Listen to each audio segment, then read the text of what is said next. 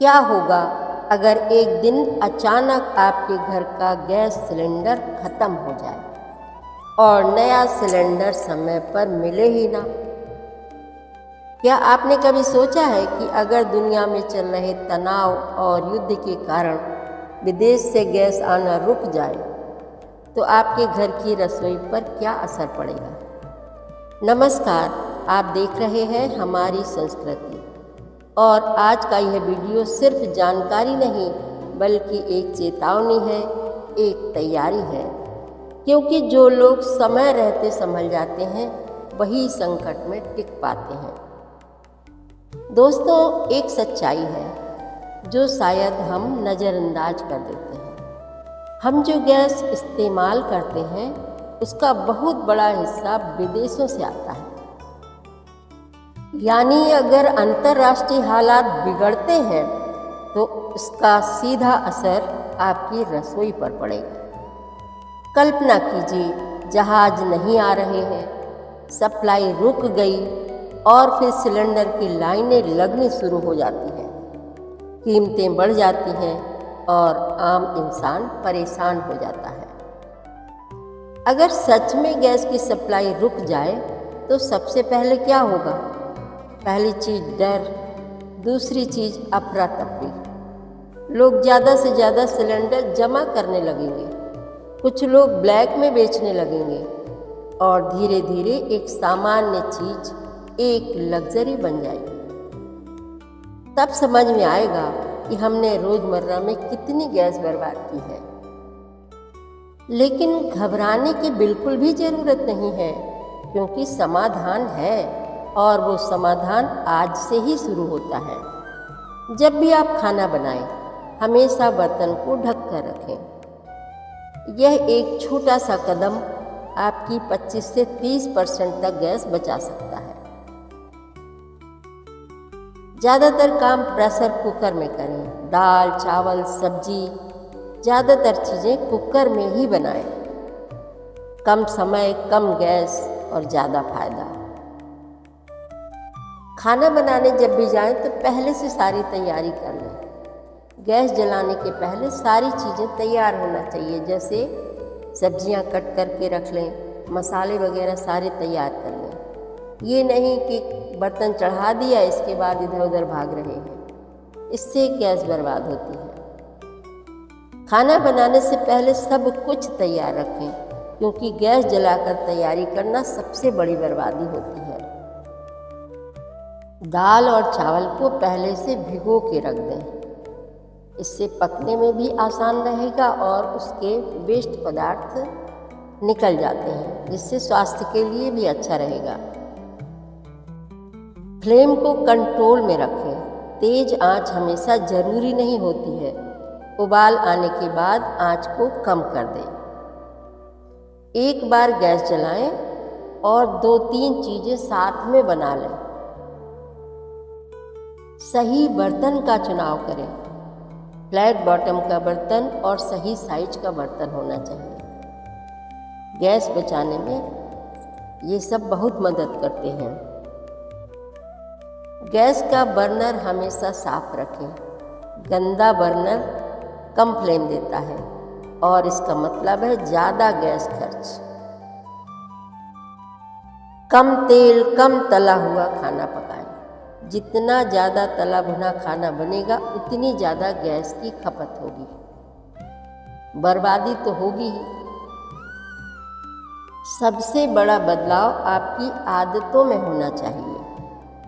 अगर हालात खराब हो जाएं तो आपको अपना खाना भी बदलना होगा, जैसे खिचड़ी, दलिया, उबली हुई सब्जियां। इनसे कम गैस खर्च होगी और पोषण ज़्यादा मिलेगा, स्वास्थ्य भी ठीक रहेगा। हमारे पूर्वज बिना गैस के भी जीवन जीते थे, कम संसाधनों में ज़्यादा संतुलन। लोग सोचते हैं जब संकट आएगा तब देखेंगे, लेकिन यही सबसे बड़ी गलती है। तैयारी आज से ही शुरू करें, क्योंकि कल बहुत देर हो सकती है। हमारी भारतीय संस्कृति में हमेशा से साधन बचाने पर जोर दिया गया है। पहले लोग चूल्हे पर कम ईंधन में खाना बनाते थे। बचा हुआ खाना बर्बाद नहीं होता था, ज़रूरत के हिसाब से ही पकाया जाता था। यही आदतें आज हमें फिर से अपनानी होंगी। मैंने बहुत से घरों में देखा है कि परिवार के सारे सदस्य एक साथ खाना नहीं खाते और रोटी भी गरम खाते हैं। तो दाल चावल सब्जी तो बन जाएगी एक बार, फिर हर व्यक्ति के लिए बार बार तवा गरम किया जाएगा और उसके लिए अलग से रोटी सेकी जाएगी। इस तरह से कितनी गैस बर्बाद होती है और समय कितना बर्बाद होता है, ये ध्यान देने वाली बात है। कुछ एडवांस बचत टिप्स भी अपनाएं, जैसे थर्मस कुकिंग, सोलर कुकर का उपयोग, मिट्टी के बर्तन अपनाएं, इंडक्शन का बैकअप जरूर रखें, गैस लीकेज चेक करते रहें। अगर युद्ध लंबा चलता है तो हमें और भी तैयार रहना होगा, जैसे कि सूखा राशन स्टोर कर लें, वैकल्पिक साधन रखें जैसे लकड़ी, कोयला, कम गैस में बनने वाली रेसिपी सीखें, वन पॉट रेसिपी बनाएं। कम गैस में ज़्यादा पोषण, यही असली समझदारी है। क्योंकि सच ये है कि हम पूरी तरह आत्मनिर्भर नहीं हैं।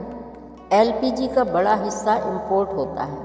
अंतर्राष्ट्रीय हालात से कीमतें बदलती हैं।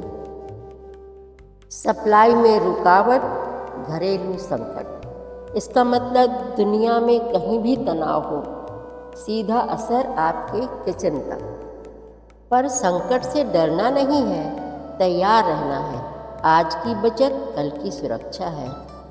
यह वीडियो केवल जागरूकता और सही उपयोग के लिए है, घबराने के लिए नहीं। सरकार भी लगातार प्रयास कर रही है कि आम जनता को कोई दिक्कत ना हो, लेकिन हमें भी अपनी जिम्मेदारी समझनी होगी। और दोस्तों, जाने से पहले एक बात दिल से कहना चाहती हूँ।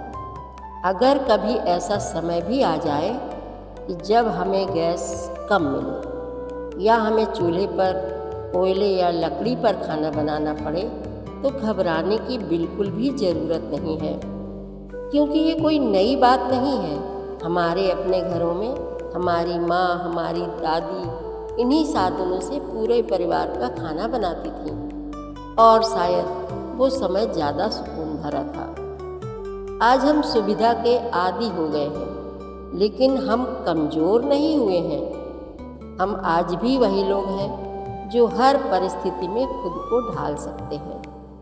अगर ज़रूरत पड़ी तो हम चूल्हे पर भी खाना बनाएंगे, कोयले से भी काम चलाएंगे, लेकिन अपने परिवार को कभी भी भूखा नहीं रहने देंगे। याद रखिए, संकट हमें तोड़ने नहीं आता, बल्कि हमें और मजबूत बनाने आता है। लेकिन एक बात जरूर ध्यान रखिए, अगर आप चूल्हा या कोयला इस्तेमाल करें तो हमेशा खुली जगह में करें और पूरी सावधानी रखें। अगर आपको यह वीडियो उपयोगी लगी हो तो इसे शेयर ज़रूर करें, क्योंकि हो सकता है आपकी एक शेयर किसी के घर में जागरूकता ला दे। धन्यवाद। जय हिंद, जय भारत, जय श्री कृष्ण।